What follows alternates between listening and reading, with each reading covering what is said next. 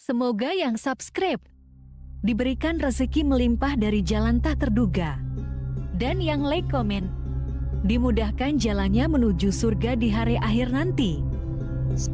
Siapa yang tak mendengar nama Qorun? Dia adalah seorang sosok kaya raya di zaman Nabi Musa yang namanya melegenda hingga sekarang. Kisahnya diabadikan dalam Al-Quran, bahkan menjadi peribahasa atau ungkapan di masyarakat guna menggambarkan seseorang yang mirip dengan tabiatnya atau menisbatkan harta yang ditemukan terpendam dalam tanah sebagai harta Qorun. Qorun adalah miliarder kaya raya yang hidup sejaman dengan Nabi Musa. Saking kaya rayanya, Qorun setiap kali keluar dari rumahnya, ia didampingi dengan 300 pelayan laki-laki dan 300 pelayan perempuan. Itu dilakukan semata-mata sebagai bentuk kesombongan bahwa dialah manusia paling kaya, paling terhormat, dan memiliki pengikut setia. Orang-orang tentu saja akan penasaran seberapa banyak harta kekayaan Qorun jika pengawal dan pembawa kunci gudang kekayaannya sebanyak itu. Lalu berapa banyakkah harta yang dimiliki Qorun yang disimpan di dalam gudangnya tersebut? Sebelum saya melanjutkan, dimohon untuk menonton video ini sampai selesai supaya tidak ada kesalahpahaman dalam memahami isi cerita, serta mohon bantu channel ini semakin berkembang dengan cara tekan subscribe dan silahkan tinggalkan like serta komen positifnya. Semoga dukungan pemirsa Risalah Kehidupan bernilai pahala dan menjadi wasilah dimudahkannya segala urusan pemirsa sekalian. Pemirsa Risalah Kehidupan, di zaman sekarang, banyak orang yang mengistilahkan rezeki yang tak terduga dengan istilah harta Qorun. Lalu, dari manakah sumber harta kekayaan Qorun yang sangat luar biasa itu? Serta di manakah Qorun dan hartanya ditenggelamkan? Siapakah Qorun dan bagaimana kisahnya dengan Nabi Musa? Qorun merupakan kaum Nabi Musa alaihi salam. Disebutkan oleh Ibnu Jurayj, nama lengkap Qorun adalah Qorun ibnu Yashar, ibnu Qahis, ibnu Lawi, ibnu Yakub. Ia merupakan putra paman atau sepupu Nabi Musa alaihi salam. Pasalnya, Nabi Musa alaihi salam sendiri adalah putra Imran, sedangkan Imran adalah putra Qahis. Dengan kata lain, Qorun masih satu kakek dengan Nabi Musa alaihi salam, yakni kakek Qahis. Ia adalah umat Nabi Musa yang taat. Tidak hanya memiliki banyak harta, Qorun juga termasuk orang yang cerdas dan berilmu. Ia menguasai ilmu duniawi dan ilmu ukhrawi, dan tercatat bahwa Qorun adalah ahli di bidang kimia. Dirinya tercatat sebagai ahli kitab Taurat setelah Nabi Musa. Kepandaian Qorun dalam ilmu agama membuat dirinya sering disebut dengan ilmu nawir, atau orang yang memberi cahaya dan penerangan. Suaranya terkenal merdu dalam membaca kitab Taurat. Selain itu, Qorun juga lihai dalam berbisnis. Ia mengetahui trik investasi yang menguntungkan, serta jalur perdagangan internasional yang strategis di zamannya. Kekayaan Qorun begitu banyak, sebagaimana tercatat dalam surat Al-Qasas ayat 76. Sesungguhnya Qorun termasuk kaum Musa, tetapi dia berlaku aniaya terhadap mereka. Kami menganugerahkan kepadanya perbendaharaan harta yang kunci-kuncinya sungguh berat dipikul oleh sejumlah orang-orang yang kuat. Dalam riwayat Kaisamah disebutkan, kunci gudang kekayaan Qorun dibutuhkan 60 bigol atau sejenis kuda kecil. Ukuran kuncinya sebesar jari, bahannya terbuat dari kulit, dan setiap kunci digunakan untuk satu gudang. Maka keluarlah Qorun kepada kaumnya dalam kemegahannya. Para ulama tafsir menjelaskan, Qorun keluar dengan mewah diiringi dengan 300 gadis berbaju merah dan 4.000 kendaraan kuda. Tak heran, iring-iringan Qorun itu mengundang decak kagum mereka yang gandrung terhadap harta kekayaan, sebagaimana yang terekam dalam ayat Al-Quran. Moga-moga kiranya kita mempunyai seperti apa yang telah diberikan kepada Qorun. Sesungguhnya ia benar-benar mempunyai keberuntungan yang besar. Quran Surat Al-Qasas ayat 79. Namun tak sedikit kaumnya yang mengingatkan. Ingatlah ketika kaumnya berkata kepadanya, "Janganlah engkau terlalu bangga, sesungguhnya Allah tidak menyukai orang-orang yang terlalu membanggakan diri," atau farihin. Ulama menafsirkan istilah farihin di sana juga berarti takabur, zolim, berbuat kerusakan, arogan, dan tak mau bersyukur terhadap nikmat. Mengenai dari mana asal-usul kekayaan Qorun, ada beberapa riwayat yang memberitahukan tentang asal-usul kekayaan Qorun. Sumber pertama menyebutkan bahwa jauh sebelum memiliki kekayaan, Qorun hanyalah seorang lelaki miskin yang tidak mampu menafkahi keluarganya. Anaknya sangat banyak. Lalu suatu ketika Qorun datang kepada Nabi Musa. Ia meminta Nabi Musa alaihi salam untuk mendoakannya agar Allah memberikan harta benda yang banyak. Qorun juga meminta Nabi Musa mengajarinya ilmu kimia dan ilmu-ilmu kehidupan lainnya. Qorun dikenal sebagai orang yang soleh dan mengikuti ajaran Ibrahim dengan baik, sehingga tanpa pikir panjang Nabi Musa alaihi salam menyetujui permintaannya. Allah Subhanahu wa ta'ala mengabulkan doa Nabi Musa. Qorun diberikan kecerdasan luar biasa dan menguasai ilmu yang telah diajarkan kepadanya. Qorun menguasai teori dan praktik pembuatan emas permata dan beragam perhiasan mewah lainnya. Ia juga pakar dalam ilmu arsitektur, rancangan bangunan, penataan kota, dan lain sebagainya. Tidak lama setelah itu, hidupnya berubah. Qorun pun hidup dengan bergelimbang harta. Ribuan gudang yang dimilikinya penuh dengan emas dan perak. Namun sayangnya, keberuntungan yang didapatkannya membuatnya gelap mata. Qorun mulai hidup dengan penuh pamer, keangkuhan, dan penuh kesombongan. Kekayaan yang diberikan Allah Subhanahu wa ta'ala membuatnya lupa dengan Sang Maha Pemberi. Qorun merasa lebih terhormat dan mulia dibandingkan Nabi Musa. Ia pun akhirnya membelot dan durhaka pada Musa. Ia mengingkari janji-janjinya dulu dan beralih menjadi pengikut Fir'aun yang setia. Loyalitas Qorun terhadap Fir'aun membuatnya diangkat menjadi kepala mandor yang membawahi ribuan pekerja. Dikisahkan bahwa Qorun bersikap semena-mena terhadap para pekerja. Ia tega memotong upah mereka. Ia melakukan korupsi demi membangun istana dan kemegahannya sendiri, dan untuk membangun gudang-gudang penyimpanan harta yang telah ia kumpulkan jauh-jauh hari. Ketika datang perintah zakat, Nabi Musa alaihi salam pergi menemui Qorun dan memerintahnya mengeluarkan zakat sebesar 1 dinar dari setiap 1000 dinar hartanya, 1 dirham dari setiap 1000 dirham, 1 kambing dari setiap 1000 kambing, dan seterusnya. Setelah Qorun menghitung seluruh hartanya, ternyata jumlah zakatnya sangat besar. Kekikirannya pun mulai menghalangi hatinya untuk mengeluarkan zakat. Qorun enggan membayar zakat ketika Nabi Musa alaihissalam menagih zakat yang diperintahkan oleh Allah untuk ditunaikan olehnya.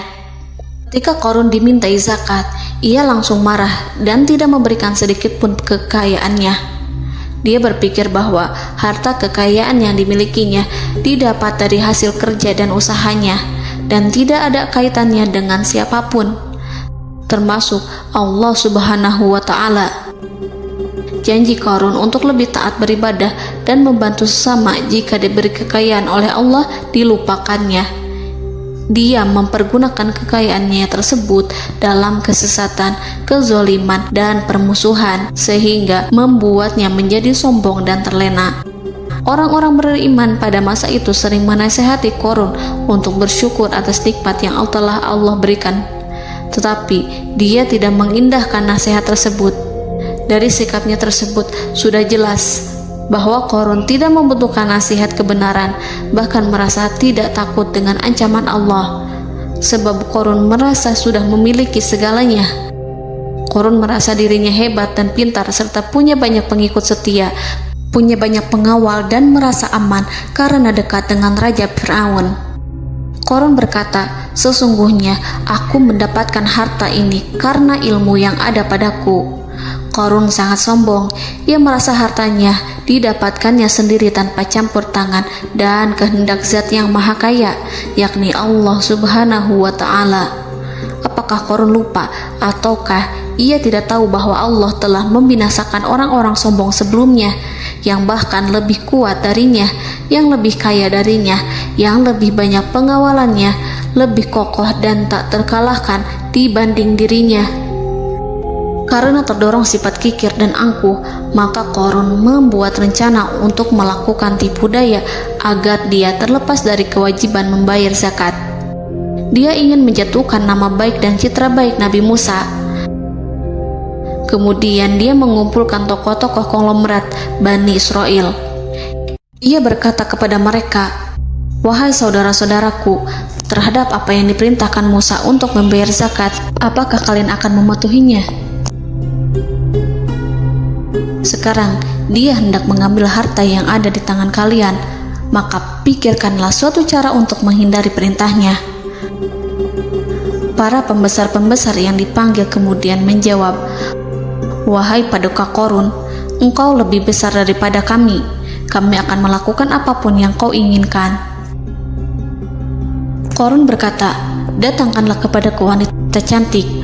Aku akan memberinya hadiah besar jika ia berhasil menggoda dan memfitnah Musa." Ketika wanita cantik yang diinginkannya datang, Korun memberikan kepadanya uang muka sebagai jaminan. Ia akan membayarkan seluruh yang dijanjikannya ketika berhasil menjalankan misinya.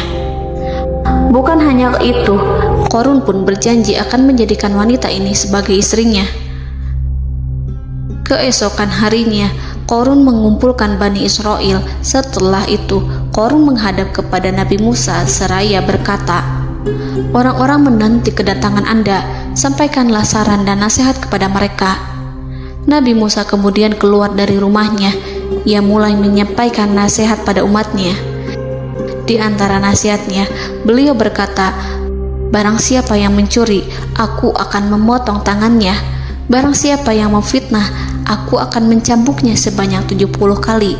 Barang siapa yang tidak mempunyai istri dan dia berbuat zina, maka aku akan mencambuknya sebanyak 70 kali. Adapun barang siapa yang memiliki istri dan ia berbuat zina, aku akan rajam dia sampai mati." Korun kemudian berkata, "Apakah ini juga berlaku untuk Anda jika Anda sendiri yang berbuat zina? Apakah Anda akan menerima hukumannya?" Kemudian Nabi Musa menjawab, "Ya, meskipun saya sendiri yang melakukannya." Maka kemudian Korun memanggil wanita yang telah dibayarnya. Wanita itu berdiri di depan Nabi Musa dan Bani Israel yang telah berkumpul, mengaku sedang hamil karena berhubungan badan dengan Nabi Musa. Marahlah Nabi Musa atas fitnah kejam yang diarahkan kepadanya. Kemudian Nabi Musa melakukan sholat 2 rakaat, lalu mendatangi wanita itu dan menyumpahnya agar mengatakan siapa yang menyuruhnya. Wanita itu menjadi ketakutan. Ia bergemetar di depan Nabi Musa dan mengaku bahwa yang menyuruhnya adalah Korun. Lalu wanita itu bertaubat dan meminta maaf kepada Nabi Musa. Seketika Nabi Musa bersujud seraya berdoa kepada Allah agar menimpakan azab kepada Korun. Allah memberi wahyu kepada Musa bahwa bumi telah dijadikan tunduk kepada perintah Nabi Musa. Kemudian Nabi Musa berkata kepada bumi, "Wahai bumi, telanlah Korun beserta kekayaannya, habiskanlah semua." Kala itu Allah menurunkan wahyu kepada Musa alaihissalam untuk memerintah bumi apapun yang diinginkannya. Begitu Nabi Musa alaihissalam datang dengan wajah sangat marah, barulah Korun merajuk, "Wahai Musa, sayangilah aku." Sementara Nabi Musa alaihissalam tak bergeming. Beliau lantas berkata pada bumi, "Wahai bumi, ambillah mereka." Seketika rumah Korun mulai bergetar. Korun dan antek-anteknya mulai dibenamkan hingga bagian lututnya. Rumahnya ikut turun sedalam lutut. Korun kembali merajuk, "Sayangilah aku Musa." Rumahnya kembali berguncang. Kini Korun dan kawan-kawannya kembali terbenam hingga pusar. Demikian pula rumahnya. Korun terus merajuk, "Wahai Musa, sayangilah aku." Sementara Nabi Musa alaihissalam kembali meminta bumi, "Wahai bumi, ambillah mereka." Rumah Korun berguncang lagi, sementara Korun dan kawan-kawannya terus terbenam hingga bagian tenggorokannya. Demikian pula rumahnya. Korun lagi-lagi menjerit, "Wahai Musa, sayangilah aku."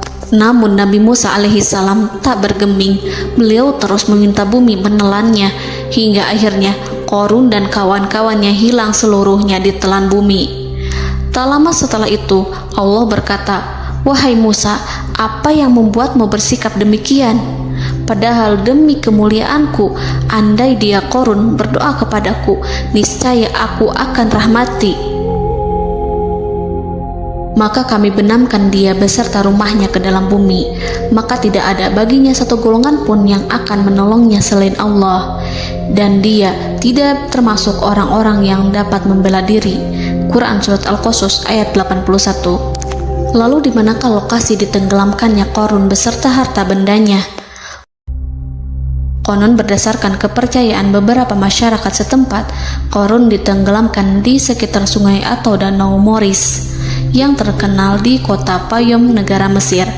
Korun konon mendirikan istana dan di tempat itu pula ia ditenggelamkan. Dahulu, Korun berkeinginan membangun sebuah istana, namun tidak diizinkan oleh Fir'aun jika istana itu dibangun di samping istana Fir'aun. Terlebih, Korun juga tidak ingin membangun istana di tengah pemukiman Bani Israel yang terletak di tanah Jasan. Fir'aun pun memberikan tanah di wilayah Fayom. Kemudian di tepi sungai Payom inilah Korun membangun istananya yang megah, dan di dalamnya ia membangun Al-Khunuj, gudang penyimpanan harta berisi emas dan perak. Salah satu bukti arkeologis yang dapat dijumpai di lokasi tersebut adalah runtuhan bangunan yang diduga sebagai tempat tinggal Korun yang berjarak sekitar 2 km dari Danau Korun. Menurut beberapa sumber, bangunan yang masih berdiri kokoh tersebut adalah benteng yang dibangun oleh Korun. Namun ada juga yang mengatakan bahwa bangunan tersebut adalah tempat tinggalnya. Wallahu a'lam. Semoga kita semua dijadikan orang yang Allah mampukan menjadi orang kaya namun tidak seperti Korun,